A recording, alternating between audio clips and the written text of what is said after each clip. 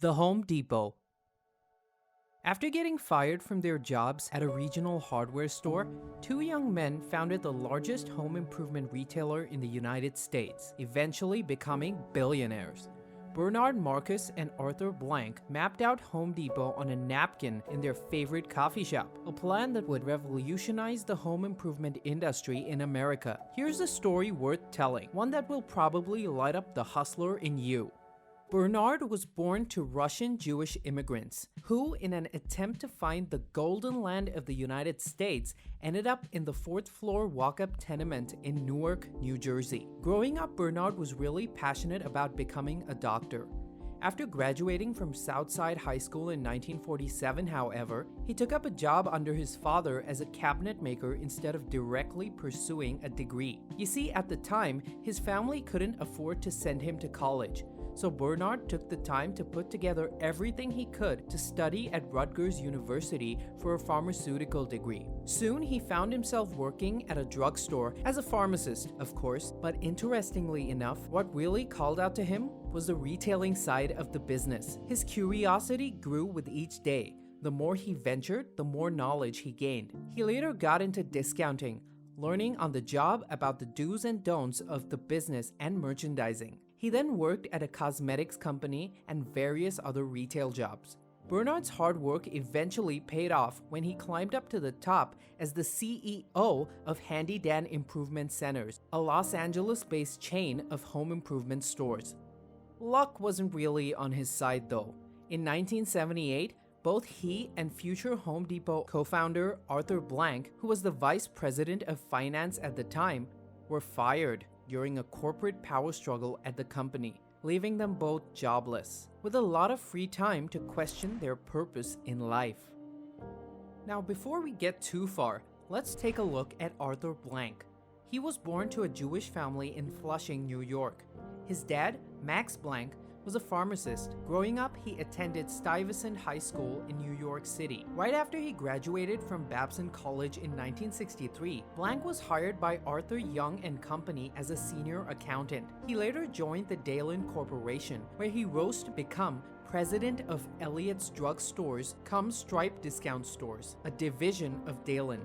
He was then moved into Handy Dan Home Improvement Centers, where he met Bernard. One day, it just so happened that after being fired, the two of them decided to have a cup of coffee at their favorite spot. This is where they both started talking, bouncing off ideas, which all eventually led to Home Depot being mapped on a napkin. This was where it all began. They were able to transform a mere sketch into a major brand generating billions of dollars over the years. That's insanely amazing. How I wish I could be that creative while chilling with my friends at a coffee shop. To start, both Bernard and Arthur, recently fired individuals, had no capital to invest. That's when a close friend of Bernie, Ken Langon, came into the picture and helped them out. After receiving an initial fund from the network of venture investors of $2 million, Home Depot was born. Here's an interesting fact. Back when the plan was still in progress, someone else had actually opened a warehouse home improvement store. Pat Farah opened a store almost identical to the Home Depot model in the greater Los Angeles area. What happened next was unimaginably unexpected, but clever. Blank and Marcus could easily figure out that Pat's store would eventually run into losses due to inadequate financial control, which couldn't sustain the business. So instead of eliminating the competition by competing, Blank and Marcus made a humble but smart offer to Pat to join Home Depot. Within no time, when Pat saw he was heading towards bankruptcy, defeated, he joined the Home Depot team. The trio later on roped in their fourth and final partner, freshly fired from Handy Dan's financial management team, Ron Brill. After all their employment hardships, Blank and Marcus created a company where their employees felt mattered. They were free to make mistakes and learn to grow and better themselves. The two invested a piece of themselves into the culture to ensure that their employees were never treated the way they were back in Handy Dan. The formula of success is articulately summed up by Blank and Marcus. You want a formula for success? Take two Jews who have just been fired, add an Irishman who just walked away from bankruptcy, and an Italian running a no-name investment banking firm. Home Depot first opened in Atlanta in 1979, where Bernie spent the first few months stationed in the parking lot conducting informal, impromptu customer surveys, asking folks who just left the store empty-handed why they didn't make a purchase. After slowly talking and collecting responses, he found that the store didn't have the products that customers needed. So Bernie took it upon himself to rectify the issue. He turned to his competitors, bought the products in question, repriced, and delivered them directly to the customers. Speaking of the competition, when Home Depot's main opposition, JCPenney, closed the Treasure Island stores, their store was put in the spotlight. There were various hardships that they faced before Home Depot could open 3 stores in the first year with 200 employees and sales of around $7 million.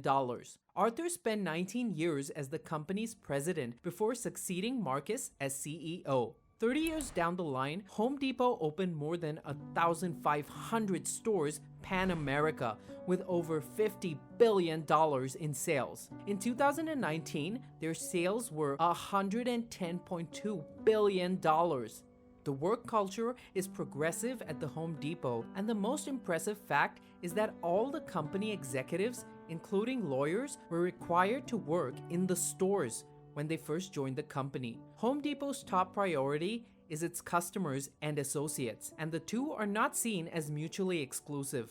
The company operates on an inverted pyramid that puts the customer first, followed by frontline associates, then field and corporate support teams, and finally the CEO. Take care of the associates.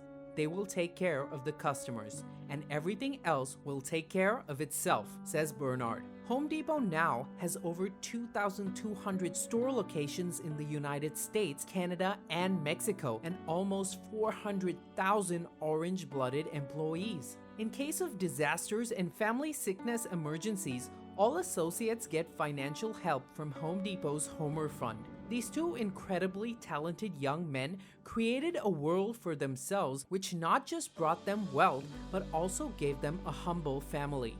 Being billionaires, they still did everything they could to serve their community and have always kept their customers and employees at an equal plane. I hope someday we all have a humble heart and a compassionate nature towards our community, no matter what our status in life might be, just like these two individuals. Well, that's all for today. Hope you enjoyed the video. Let us know in the comments below what other companies you'd like to hear about.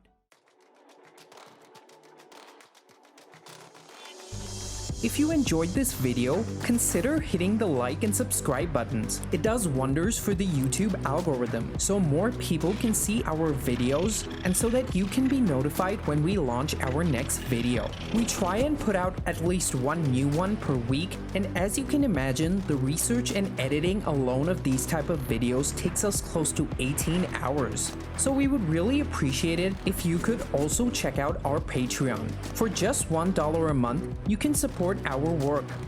We produce over 12 videos per month, so that is literally 8 cents per video. Thank you so much, and we'll see you at our next unmasking.